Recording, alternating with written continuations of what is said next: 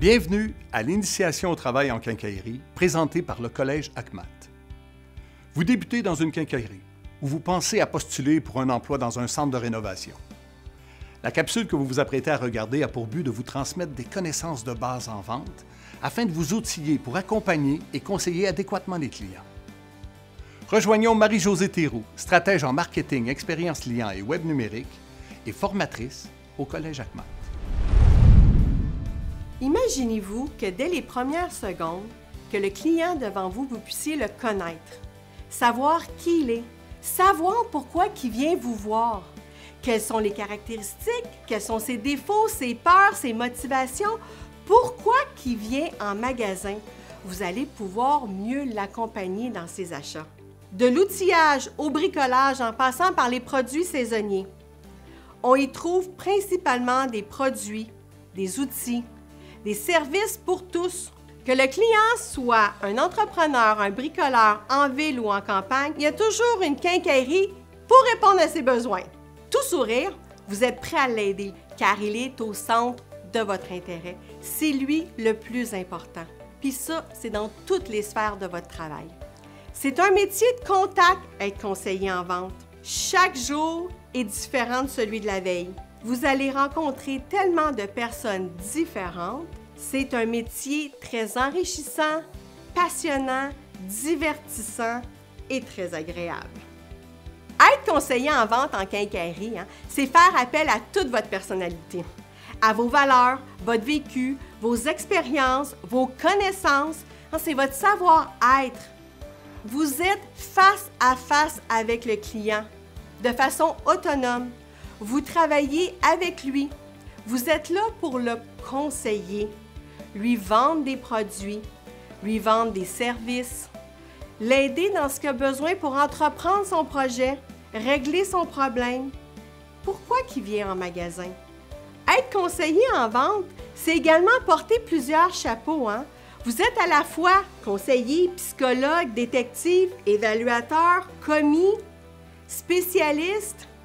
En plus d'être un communicateur, d'être patient, gentil, transmettre votre passion, vous êtes là pour le conseiller, lui vendre les produits et les services dont il a besoin pour entreprendre son projet.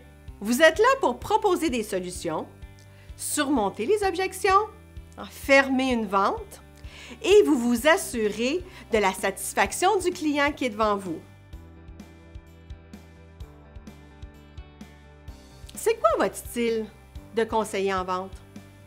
Pour bien déterminer notre style, votre personnalité est importante, vos valeurs, vos traits de caractère. Être conseiller en vente, c'est savoir marier ses qualités personnelles, ses compétences techniques dans toutes les interactions qu'on a avec le client.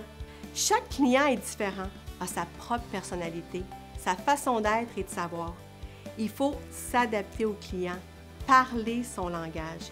On aimerait ça avoir une petite baguette magique pour bien le connaître dès les premiers instants. Vous êtes la ressource importante pour le bricoleur qui entreprend un projet de construction. Par exemple, l'ajout d'une nouvelle terrasse à l'extérieur pour accueillir un coin repas ou encore un client qui cherche à résoudre un problème. Il y a de l'eau qui coule par la fenêtre quand il y a de la pluie. Vous pouvez également avoir une autre situation que la cliente qui veut repeinturer sa cuisine au complet pour la mettre au goût du jour. Vous êtes là pour le client, pour le conseiller, l'aider, le diriger à la bonne personne, pour lui parler des choix qui s'offrent à lui. Vous êtes là aussi pour l'outiller, répondre à ce qu'il veut, à ce qu'il a besoin, pourquoi il vient en magasin. Alors, les clients sont d'abord et avant tout des êtres humains, tout comme vous, Ils sont soumis à différentes influences, ils ont leur passion, ils magasinent, ils achètent en tenant compte de ce qu'ils sont, de ce qu'ils veulent, de ce qu'ils ont vécu. Ils achètent aussi parce qu'ils veulent projeter une image. Ils sont conditionnés par leurs expériences, leurs apprentissages antérieurs, mais aussi par l'influence des gens qui les entourent, les amis, leur famille. Les tendances aussi du marché peuvent influencer les achats d'un consommateur. Le client qui va vous voir en quincaillerie aime quand le conseiller est sympathique, passionné, disponible, compétent. Il recherche le conseiller professionnel, courtois, qui saura l'aider. Les clients ont des personnalités, ont des styles différents, des connaissances et des besoins bien différents les uns des autres. Bien les comprendre, c'est mieux les aider à communiquer avec eux. Vous allez mieux les comprendre. Vous allez apprendre aussi à gagner rapidement leur confiance, à mieux travailler en équipe en les dirigeant vers la bonne personne dans la quincaillerie, à mieux présenter vos idées, vos produits et vos services que vous avez en magasin. Depuis quelques années, le profil des consommateurs a beaucoup évolué. Le client d'aujourd'hui est de plus en plus informé car il a de nombreuses sources de renseignements. Il a le loisir aussi d'exprimer ses préférences, ses opinions. Il a des valeurs, des préoccupations. Le client d'aujourd'hui est aussi plus autonome, plus curieux. Il pose beaucoup de questions afin d'obtenir le maximum d'informations avant de faire son achat.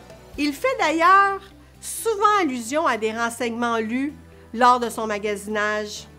Il va lire en ligne, sur des sites Internet, sur des sites de bricoleurs ou encore avec des amis, de la famille. Il communique avec les mêmes mots que les spécialistes.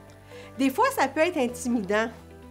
Il est même parfois en mesure de fournir de l'information supplémentaire à vous, les conseillers en vente, sur le produit qu'il convoite.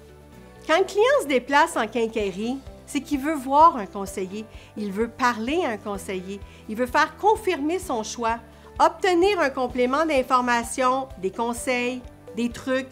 Il recherche une expertise, une ressource qui en saura plus qu'eux et qui sera avide de partager ses connaissances.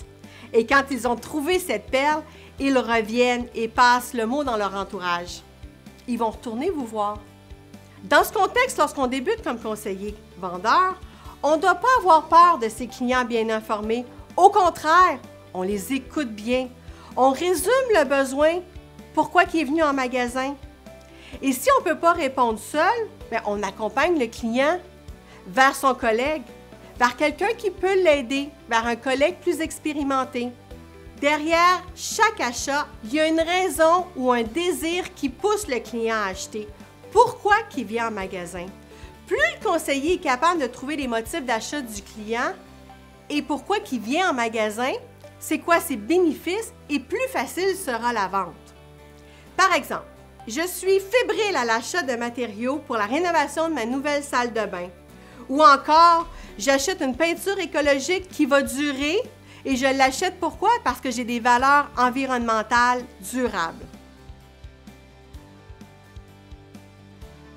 Selon le dictionnaire Larousse, la définition de la vente se définit aussi simplement que l'action de vendre quelque chose, d'échanger une marchandise contre de l'argent. Comme vous vous en doutez, la vente dans la vie de tous les jours est pas mal plus complexe. Aujourd'hui, vendre, c'est proposer aux clients des produits, des services qui vont venir combler ses besoins puis qui vont répondre à leurs attentes. Plus vous prenez de l'expérience dans votre rôle de conseiller et plus vous serez en mesure de bien l'aider. Vous allez améliorer vos savoirs, votre savoir-faire, votre savoir-être et vous deviendrez de meilleur en meilleur. Rappelez-vous, un client qui se déplace en quincaillerie est une opportunité de le surprendre avec une expérience client inoubliable. La compétition est féroce. Les ventes sur le web en croissance. Les boutiques en ligne aussi. Le client qui décide d'aller en magasin, il veut vivre une expérience hors du commun. Il désire sur place un personnel sympathique, courtois, disponible, professionnel qui va l'aider. En vente, agir de manière professionnelle, c'est gagnant. L'importance, c'est de bien accueillir le client qui est devant vous. On l'accueille avec un grand sourire, un bonjour, un regard dans les yeux. On respecte aussi sa bulle du client. On s'intéresse à lui.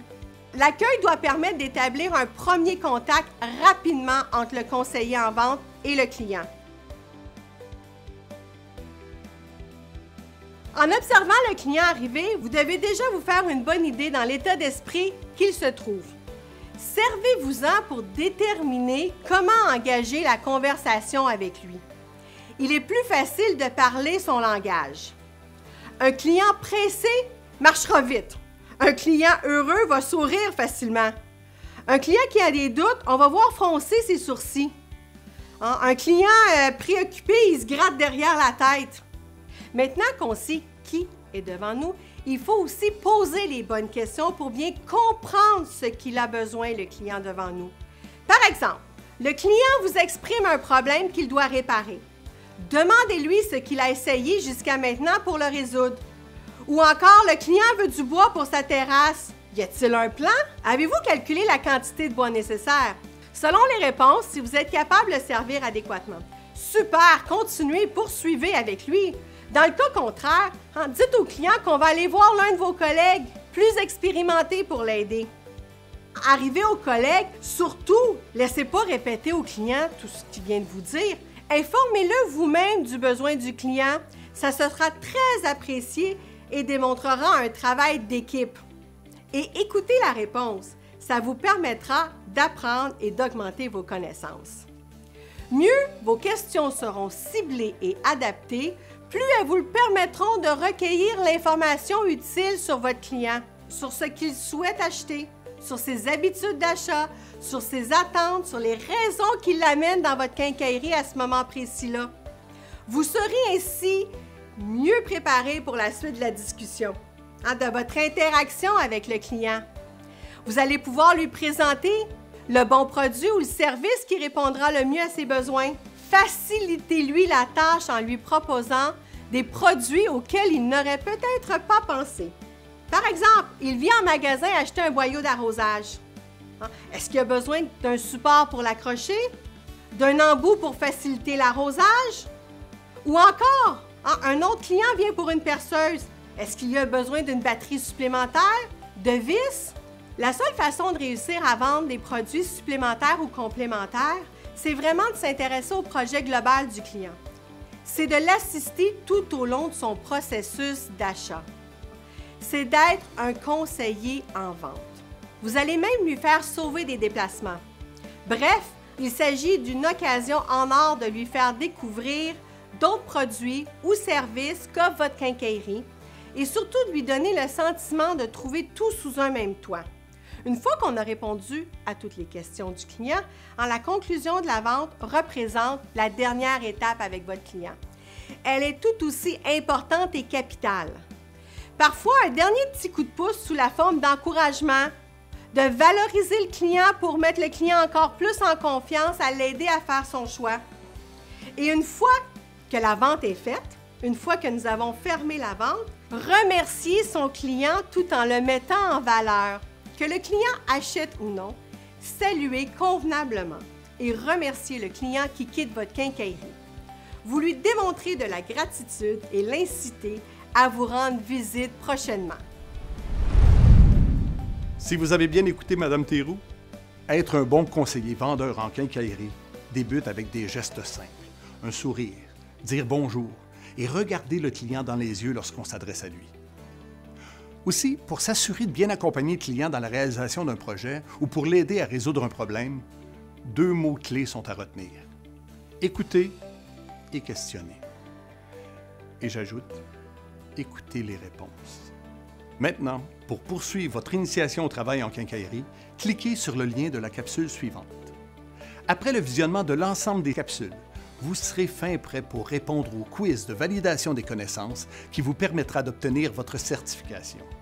Le certificat est reconnu dans toutes les quincailleries et tous les centres de rénovation membres de l'Association québécoise de la quincaillerie et des matériaux de construction.